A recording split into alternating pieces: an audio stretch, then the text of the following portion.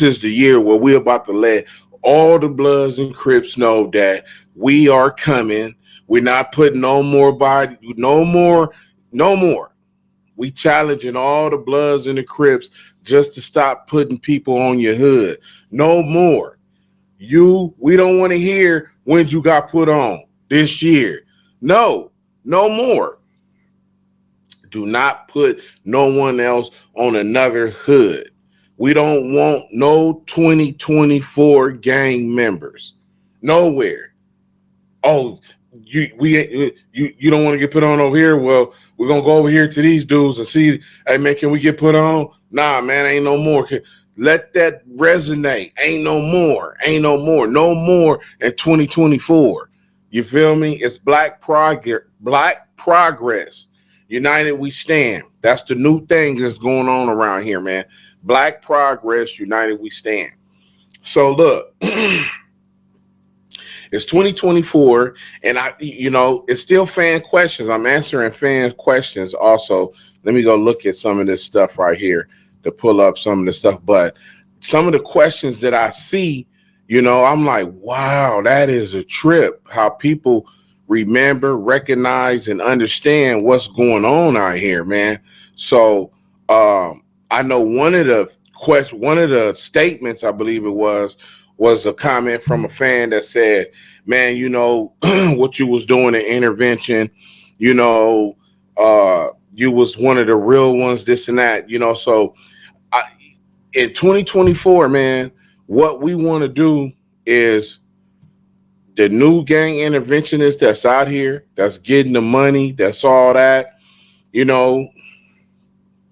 it's kind of hard, but some people got track records over 20 something years. Some maybe in, out, going to jail, falling off here and there, stuff like that though. But I pretty much, when I was on the street, I got a full 25 straight up and down gang intervention. So that's why it's kind of hard for me to listen to other people, you know what I'm saying, when it comes to gang intervention, because when I started, I didn't start at a low level.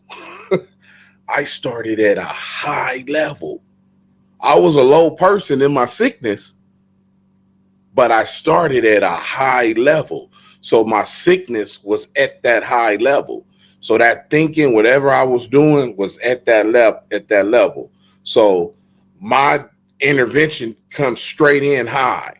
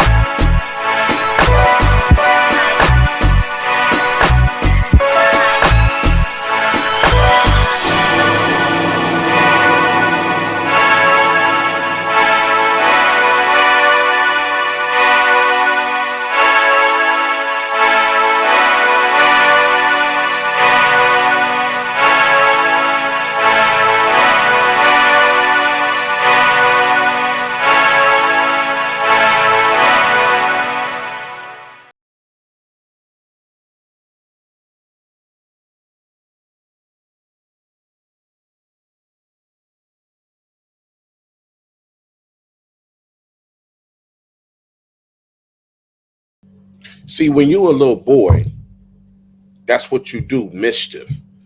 You get into trouble. Grandma spank you. You become a teenager. You get in more trouble. Mama spank you. Grandma spank you. Grandpa spank you.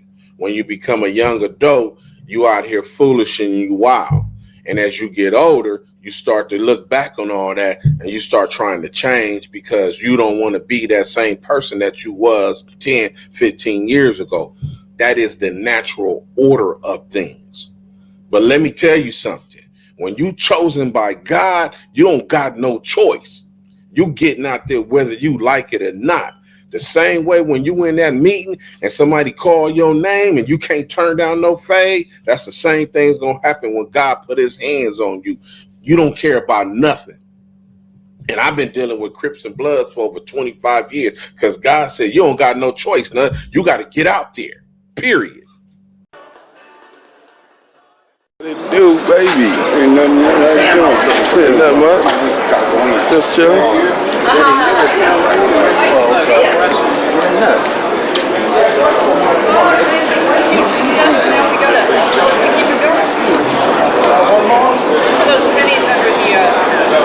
All right, what I do?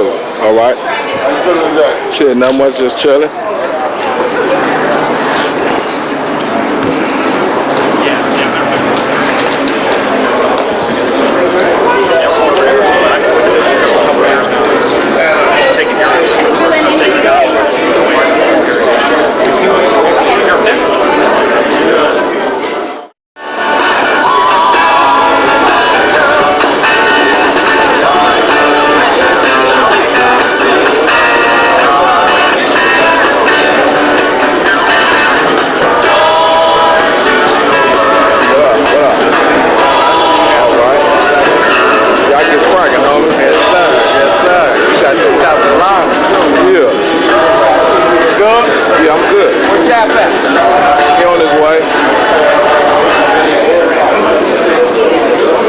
Good afternoon.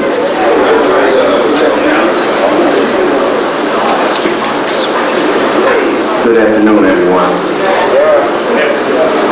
I'd like to thank you for all coming out.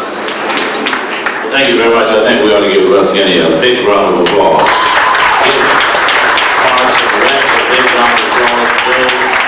What it is we are trying to do to make a difference in the life of the residents that is not uncommon, namely to give affirmation and celebration to those who are trying to make a difference. It is significantly because of the good work that many of you have done through collaborative efforts and pursuits across departmental lines, which has made a difference in these 4 parts. We gave advanced thinking to what it is that we want to do in terms of a public safety agenda, a community safety agenda. Much of the concern was related to the fact that we expected more challenging circumstances owing to more schools being out during the summer than what had been anticipated because of the budget cuts. But the good news is that circumstances appear to be better, particularly in these 4 parts, than was the case the year before. And we think that that is largely attributable to the good work, the collaborative work that was done through the entities that I just named and those that I will name very soon. And so it is my honor to acknowledge good work. Everybody say good work. You ought to say it like you mean it. Good work. Don't be bashful about it. When there's good work done, somebody ought to stand up and salute it, because there is a whole lot of it to be just as bold when there's good work. Am I right about that? Think about it. There's a reason for you to be elected. And we expect you to do good work. So Connie, I'm here, and don't be restrained when you see good work. Give Connie a big round of applause. She's one of my main advisors.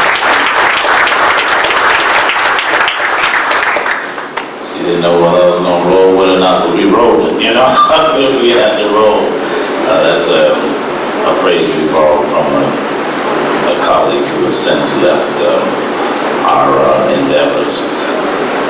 I want to give an acknowledgement to the staff of the 2nd Missouri District. Our chief of staff is here, I believe. Who are the interventionists that are here? Can you please stand up so we can all recognize you?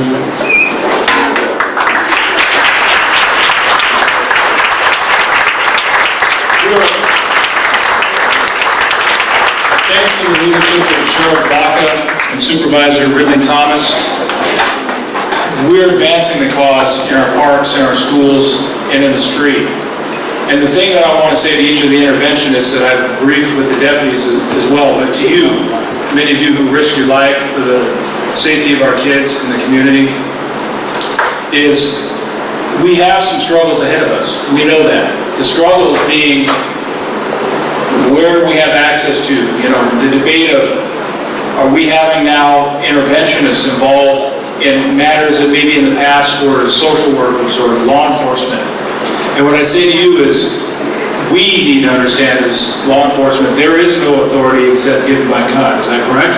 Correct. Okay, so I wear the star here, and Sheriff Lee Baca is our boss, and we walk up with his vision. And in this case, Supervisor Ridley Thomas, the Bible also says where there is no vision, the people perish. And the vision we've gotten from him has been right on point, and we're following that.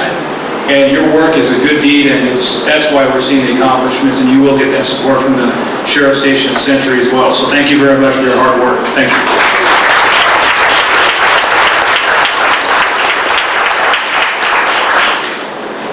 Also, I didn't see it on here, but would definitely like to thank the Advancement Project. Connie, you want to stand up? Connie, Ron. We didn't think at first that this would work. We had doubts even about law enforcement's accepting some of this. Lieutenant Babbitt definitely expressed his concerns about that and stuff. But I think some major things were done. And I think we got smiles on everybody's face. And we as gang interventionists are mediators for law enforcement and community, City Hall and community. And we brought all that together this summer. And I thank you, Mark Ridley Thomas, for helping making this happen. We couldn't. We were part of the gang interventionists at Carver Park.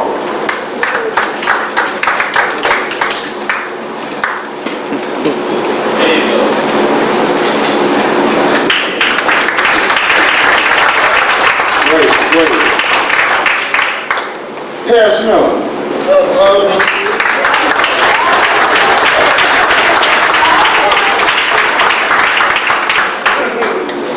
Harris Miller helped bring some community together over there, and they just really thought they didn't like each other. They wound up playing ball and holding hands and helped make a lot of stuff happen. We appreciate it.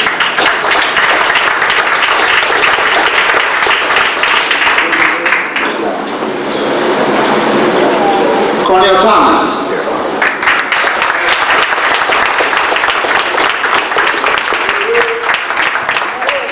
Cornell was definitely somebody at Jesse Owens Park, which had a lot of challenges this year. Kept that other crime from happening. Law enforcement didn't have to come in as much for that other stuff. Kids came and went home safe.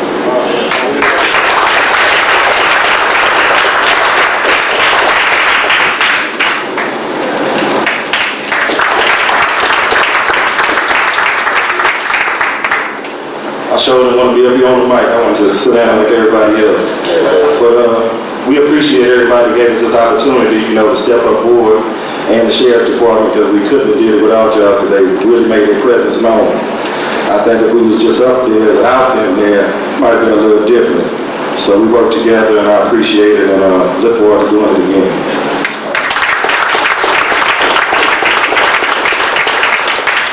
From Mona Park, we have LaJuan Stevens.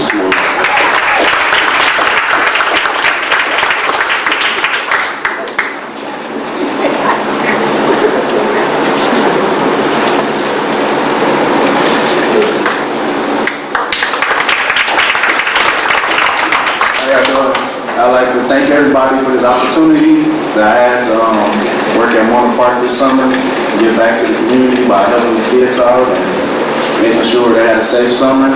And I look forward to doing it again. Thank you. I'll give it back to him. There you go. Okay, here we go, gentlemen. And one more time. Don't open it. Sure, but you know this is a shirt. Wow, it's your picture. When you see men fall, don't laugh. Learn. Learn. Because you're on your way up. And the things that tempt people to fall, you and I are not free from that temptation, nor from the weakness that will cause us to stumble and fall. When you laugh at somebody else's fall, white or black, rich or poor, your enemy or your friend, you are laughing and opening a way for your own demise when you do that. Because to laugh and not learn, to make mockery and not to understand, is to make the same mistake yourself.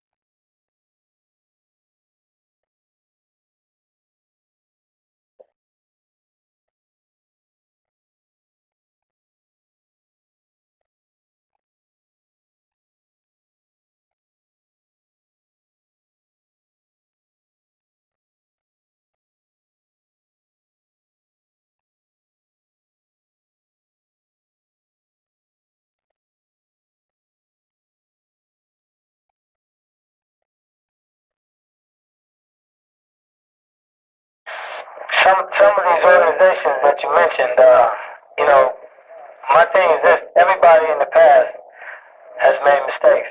Not only the Bloods and the Crips, but people that you mentioned, politicians as well. And I think it's time that, as people see how diligent we are, that we don't give up. I think now is the time where people are starting to really realize that we're serious about what we're doing, and we're not giving in, we're not quitting, we didn't turn away, we didn't stop, we kept on pushing. So I think a lot of people now starting to really wake up and understand that it's not just about Bloods and Crips, it's about us, it's about people, it's about the community. And I think that once people really notice how serious we were and how many people that we have touched and saved lives, then I think that they'll start taking a different look at it and say, you know what, I really need to, you know, go ahead and look at these brothers, and they got a real good track record, and it's time for us to go ahead and do something about it. And they have pledged certain obligations to us, which haven't happened yet, but a lot of people in the industry, from the grassroots organizations, those who've been out there for years and years now, they're really starting to, you know, try to get involved. I met Mr. Hotel about 16 years ago, and he was trying to recruit me to be one of the members and supporters of Unity One. So I asked Bo, I said, Bo, are you in this for the long run, or just it's going to be a fly-by-night movement? And Bo looked at me straight in the eye, and John was there, and the gentleman with the camera right there, now, was also in this midnight discussion. And Bo looked at me in the eye and said, I'm committed to saving lives on the street, and I know what it takes. I just want to share with you how that Motel was, he came from my community with one of my big homies, and it was concerned about, man, is he with the ceasefire, or is he with, you know, how is his mind frame, you know, is he with the peace and whatnot? So, my mind was already on peace, it's just that I never acted out until I met Motel. But, he taught me a lot of things, you know, about social change, man.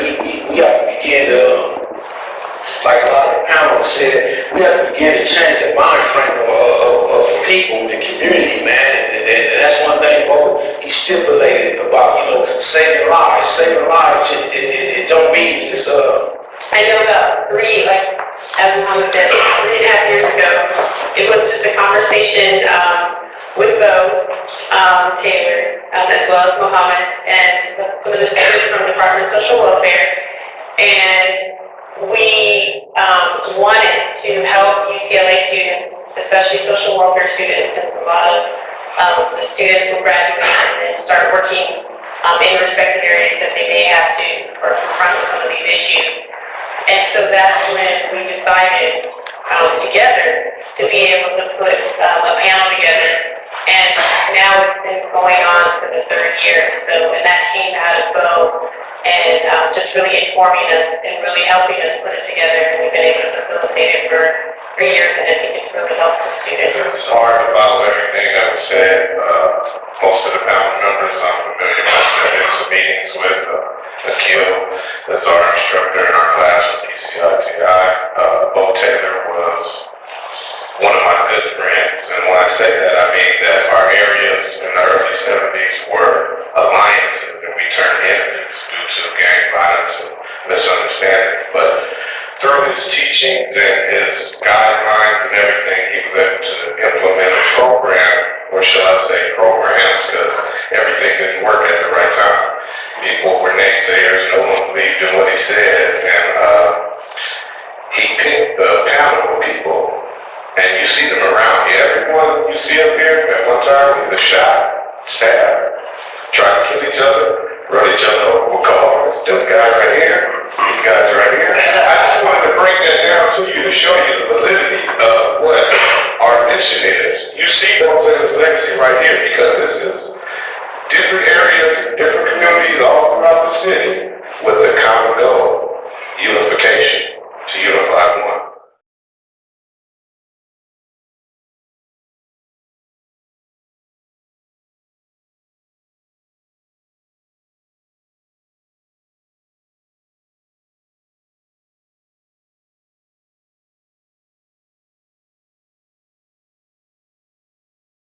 Suppose those dudes had really killed me. What would have been my legacy? Oh, Huston Nut was cool. He was a G homie. He ain't never turned down no fades. Cuz was straight. Cuz did all the cooking for the homies. He celebrated, tried to help celebrate everybody's birthday when somebody passed. Celebrate their life, whatever it is, just to give them some type of tribute. Who gonna do that for you when it's your time? What kind of tribute, what kind of honor are you gonna have? Is it just gonna be for that one day of your passing?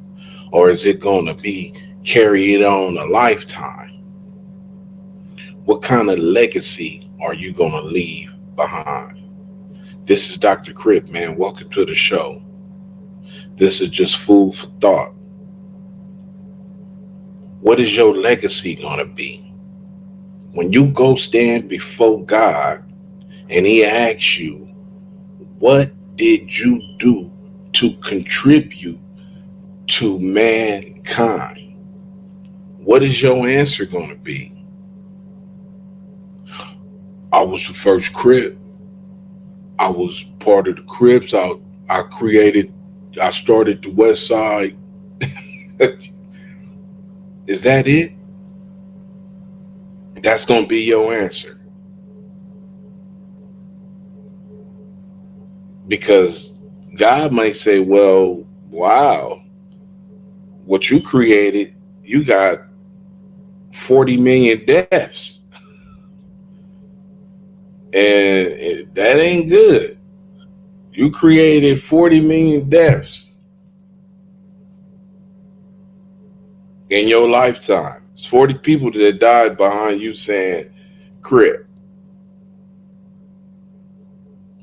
What's going to be your legacy when you die, man?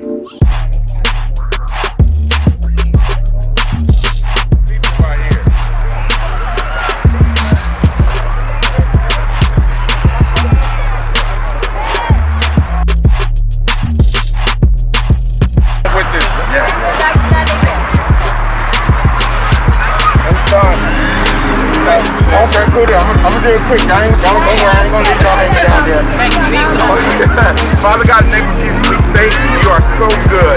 I thank you for every individual under the sound of my voice, for this beautiful giveaway that happens, Heavenly Father, for the community. We know this is what it's all about. This is what you put us down here for. So I pray you bless the people. Let it be a beautiful day. Let the people who need this come out and get it. Let the people who give it and work in it just be blessed over and over again in their own homes and families. And Lord, we appreciate it and we thank you for it. In Jesus' name we pray. Amen. Amen. Just do it. Do it now. Just do it. Do it now. Just do it. Do it now. Just do it. Do it now. All right.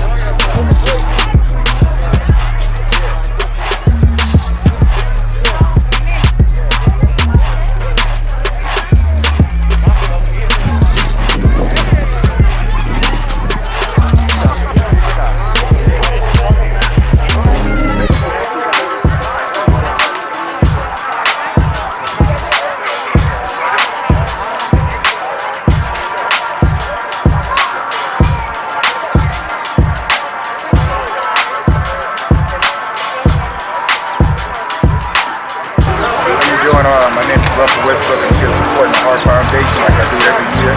Much love going on in my heart for the kids and family. So I support my son Russell Westbrook. We support the Heart Foundation. Why not? And bless. Why not? All right, this is the Heart Foundation. This is our 6th annual Humanitarian Day Award and toy giveaway. Yesterday we fed about 300 people. People came up here, got food, clothes, toys, and everybody that stood in line registered for the bike giveaway.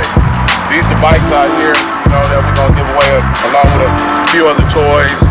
The people that you see out here part of the Heart Foundation, and we got Men of Health that we partner with and Operation Save the Streets. We all was in collaboration yesterday. So yesterday was a big, beautiful day. That was part 1. Today is part 2, the bike giveaway. So when I reach in here and pull out a name, I'm gonna call you on the phone and tell you to come get your bike. You feel me? And you gotta pull up. You feel me? We ain't gonna be out here all day waiting on them neither. You feel me?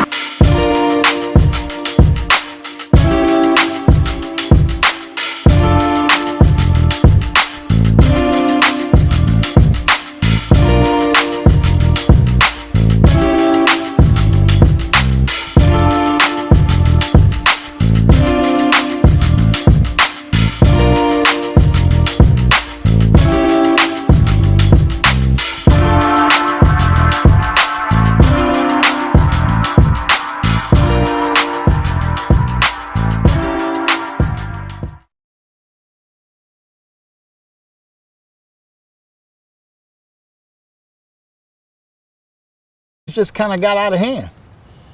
And I want to personally apologize to the world for our part in turning LA into the melting pot of ignorance. I'm apologizing for myself. I'm apologizing for Tookie. I'm apologizing for Buddha. I'm apologizing for Mad Dog. I'm apologizing for every Crip that came up in my era. Because we truly didn't know. We were just trying to do something constructive as young men who had nothing to do in a society that really didn't care about youth at the time, seemingly. Right now, we do not have not one single black community in America. All you got are black neighborhoods. A neighborhood is where you eat and sleep. A hotel is a neighborhood. And in some of these neighborhoods, it's gotten so bad now, they're not even neighborhoods anymore. Crime has gotten so high, they ran the neighbor out. All you got left is a hood. That's why they call it the hood. Nothing left in there. They don't have any communities. A community must have 3 elements. You must have a wholly independent economic structure that can produce jobs, services, goods, products, and resources for your own people. 2, the second thing you must have in there, you must have a code of conduct, saying this is how we're going to behave. Here's how we're going to love and support each other, appreciate them, care about them, protect them. And lastly, you must have politicians elected to office who will represent you first and foremost. You don't put black folk in public office that will look out for everybody else before they look out for you. If you don't have those 3 things, you don't have a community.